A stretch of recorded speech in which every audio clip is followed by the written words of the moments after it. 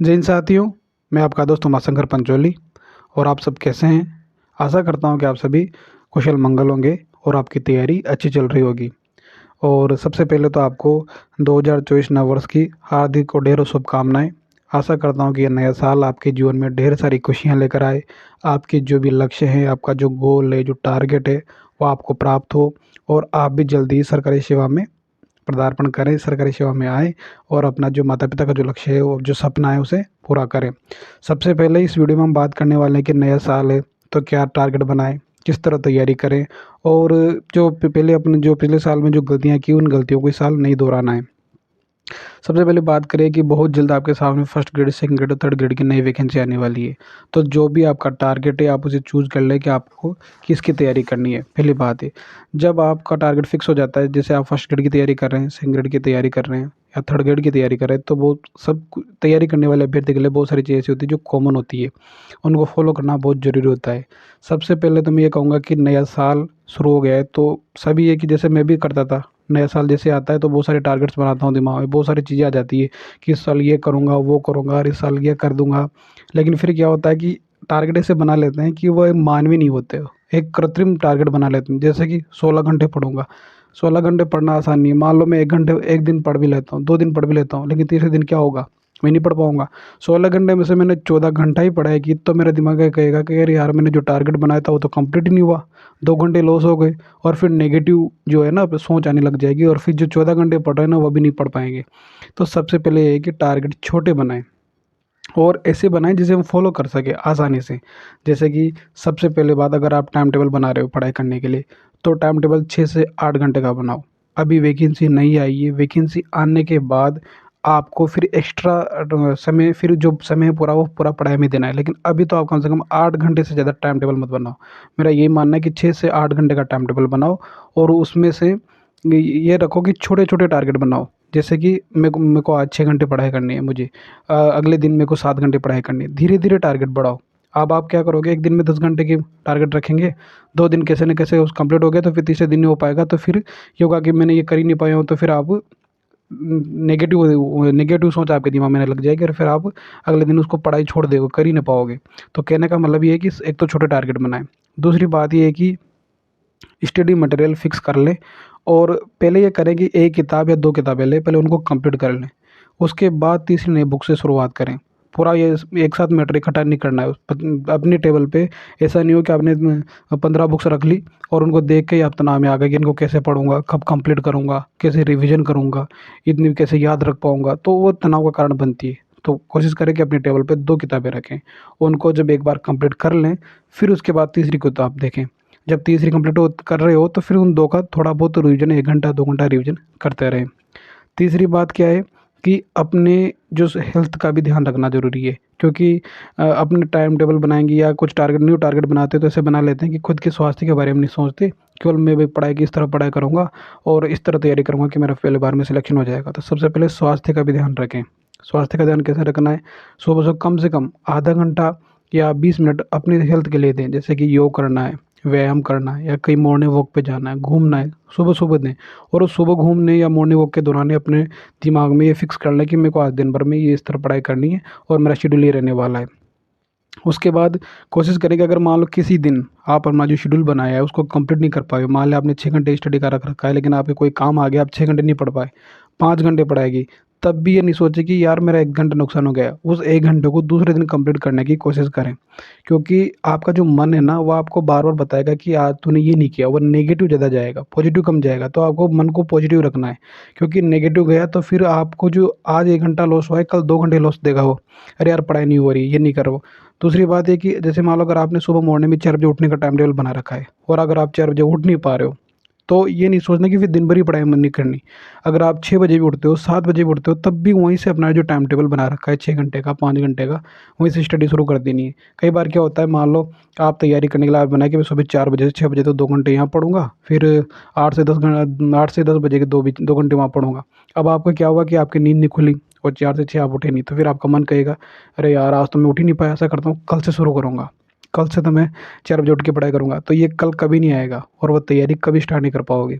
इसलिए जब भी नींद खुले या जब भी आपको टाइम मिले, अपना जो टारगेट बना रखा है उसको प्राप्त करने के लिए आप स्टडी शुरू कर दें।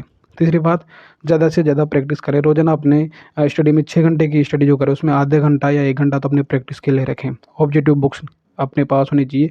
ऑब्जेक्टिव क्वेश्चन निकालो, क्योंकि वहीं से आप खुद का अपना मूल्यांकन कर पाओगे, लैंग्वेज समझ पाओगे प्रश्नों की, और किस तरह आपको एग्ज़ाम हॉल में प्रश्नों को अटेम्प्ट करना है वो सीख पाओगे। तो अपने जो है प्रैक्टिस बहुत ज़रूरी हुई है, प्रैक्टिस बहुत ज़रूरी है इस करने के लिए, तो इसलिए एक प्रैक्टिस बुक ज़रूर अपने साथ रखें। और सबसे बड़ी बात है कि रिवीजन, मैंने कहा है 6 घंटे में 1 घंटा रिवीजन करना है, आधे घंटा प्रैक्टिस करना है। बचा जो टाइम है उसमें आप न्यू मैटर पढ़ सकते हो, लेकिन रिवीजन प्रैक्टिस बहुत ज़रूरी है। तीसरी बात है, स्वास्थ्य का ध्यान रखना बहुत ज़रूरी है। स्वास्थ्य का ध्यान नहीं रखोगे तो ये जो 6 घंटे या 8 घंटे का टाइम टेबल बनाओगे ये कंप्लीट नहीं कर पाओगे। नींद पूरी लेनी है, कम से कम 8 घंटे तो सोना ही है। अभी वैकेंसी आपके सामने नहीं है, जब वैकेंसी सामने होगी तो आपके अंदर अपना आप एक ऐसी एनर्जी आएगी कि आपको ये फिर डिसाइड नहीं करना पड़ेगा कि आप 10 घंटे पढ़ रहे हो, 15 घंटे पढ़ रहे हो। वो एनर्जी सब कुछ करवा लेगी और आपका दिमाग भी जो है ना उस चीज़ को कैच कर पाएगा। इसलिए और तनाव किसी बात का नहीं लेना है। वैकेंसी आएगी और इस बार आपका अच्छा एग्ज़ाम होगा और आपका सिलेक्शन भी होगा। पॉजिटिव रहें, मेहनत करते रहें। बुक्स जो है मैंने कई वीडियो में बुक्स के बारे में बता रखा है, जैसे फर्स्ट ग्रेड की तैयारी करने वालों के लिए, सेकंड ग्रेड की तैयारी करने वालों के लिए, और फर्स्ट पेपर सेकंड पेपर दोनों के लिए बता रखा है। फिर भी आपको अगर जो डाउट्स है कोई बुक्स के लिए तो आप टेलीग्राम ग्रुप ज्वाइन कर लो, और अपना जो है पिछले जो वीडियो है उनको देख लो, उसमें मैंने बता रखा है। हिंदी के लिए तो मैंने पहले सब बता रखा है, एक बीच सरस्वती पांडे कि यार मैं हिंदी साहित्य के इतिहास के लिए बुक ले आओ, ये सफिशियंट है। उसके अलावा व्याकरण के लिए 9वीं से 12वीं तक की व्याकरण किताब पढ़ो और राघव प्रकाश जी की किताब पढ़ो, ये सफिशियंट है। और काव्य शास्त्र के लिए अलंकार परिजात नरोत्तम दास स्वामी जी की आती है, और विवेक शंकर की भारतीय उपासत्य काव्य शास्त्र, ये सफिशियंट है।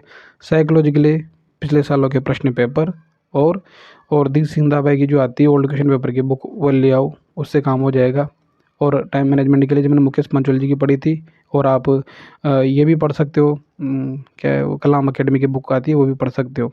बस ये है कि रिवीजन प्रैक्टिस ये बहुत ज़रूरी है। दूसरी बात है तनाव नहीं लेना है, ये नहीं सोचना है नेगेटिव बातों से, मतलब नेगेटिव बातें जो दिमाग में आएगी उनसे बचना है।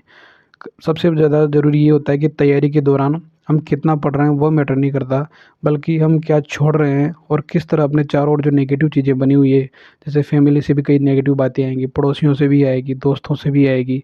अपना ऐसा होगा कभी कभी, मतलब 2 दिन पढ़ाई करने के बाद तीसरे दिन आपको लगेगा कि यार अब मैं नहीं कर पाऊँगा, मेरी कैपेसिटी नहीं है, या मैंने टारगेट गलत बना लिया, मैंने फर्स्ट ग्रेड क्यों चुन चुन लिया, मैं तो सेकंड ग्रेड करूँगा।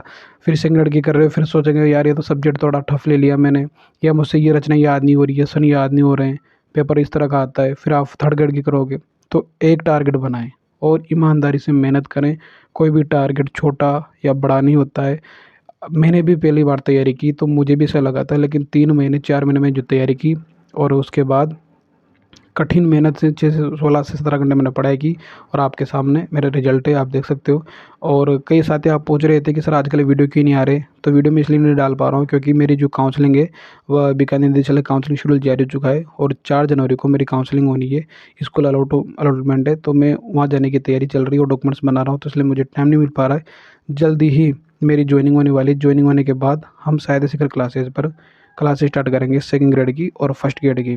और मैं सोच रहा हूँ कि बीकानेर जाऊँगा तो एक व्लॉग टाइप एक वीडियो बनाऊँ 10 से 12 मिनट का, जिसमें आपको पूरी प्रोसेस मेरी बीकानेर की पूरी ट्रिप, और बीकानेर में जो किस तरह स्कूल अलॉट होती है, क्या प्रोसीजर होता है, क्या प्रक्रिया अपनानी होती है, बस वो आपको मैं बताना चाहता हूँ। तो एक वीडियो बनाऊँगा मैं, तो उसमें आपको पूरी रणनीति दिखा दूँगा, और एक वीडियो मेरी ज्वाइनिंग का भी बनाऊँगा।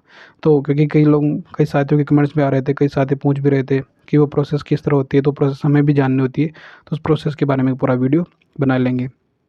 अभी मैं आपसे ये कहूँगा कि नया साल है, अच्छी शुरुआत करें बिना किसी तनाव के, और मानवीय टारगेट्स बनाएं। ऐसा नहीं कृत्रिम नहीं बनाए, रोबोट की तरह नहीं बनाए कि मैं 16 घंटे पढ़ लूँगा, तो 16 घंटे नहीं पढ़ पाओगे, 2 दिन कर लोगे। कोई भी चीज़ें होती है ना, छोटे छोटे टारगेट बनाओगे तो धीरे धीरे कॉन्फिडेंस आएगा। कॉन्फिडेंस ही सब कुछ होता है। अगर आपने पहले 16 घंटे का बना लिया, 16 घंटे कर लिए, दूसरे दिन अगर 15 घंटे करते हो तो आपको कॉन्फिडेंस कम होगा। जबकि अगर आज आपने 6 घंटे बनाया है और दूसरे दिन 7 घंटे पढ़ लिए तो आपका कॉन्फिडेंस बढ़ेगा। तो कॉन्फिडेंस बढ़ाना है, घटाना नहीं है। टारगेट ऐसे होनी चाहिए जो आपको मोटिवेट करें, ना कि तनाव में दें। क्योंकि आप 16 घंटे पढ़ोगे तो हो सकता है कि आप अपना हेल्थ का भी ध्यान नहीं रख पाओ। और शुरुआत में जब नए नए टारगेट बनाते हैं ना तो उत्साह खूब होता है, तो तब तो कर लेते हैं 2-3 दिन, फिर उसके बाद लगेगा कि नया वर्ष गया है, 4 दिन हो गए, नया वर्ष तो हो गया पूरा। तो ऐसा नहीं करना है, टारगेट ऐसे बनाने जो आप कंप्लीट कर सको। बुक्स का मैंने बता रखा है, बुक्स उठाओ और एक एक बुक्स कंप्लीट करते जाओ। जिस दिन विज्ञप्ति आ जाएगी उसके बाद एक नई रणनीति के साथ तैयारी करेंगे। अभी एक बेसिक रणनीति 8 घंटे डेली मादरे से पढ़ना है, 1 घंटा रिवीजन करना है, 1 घंटा प्रैक्टिस करनी है, 4 घंटे न्यू मैटर पढ़ना है। आपके जो भी डाउट्स हैं आप कमेंट सेक्शन में पूछ सकते हैं। और बहुत जल्द साहित्य शिखर क्लासेस पर जो कोर्स है वो अपने स्टार्ट करेंगे। हिंदी साहित्य का फर्स्ट ग्रेड सेकंड ग्रेड के सेकंड पेपर हिंदी को लेकर पूरा कोर्स कंप्लीट करने वाले हैं।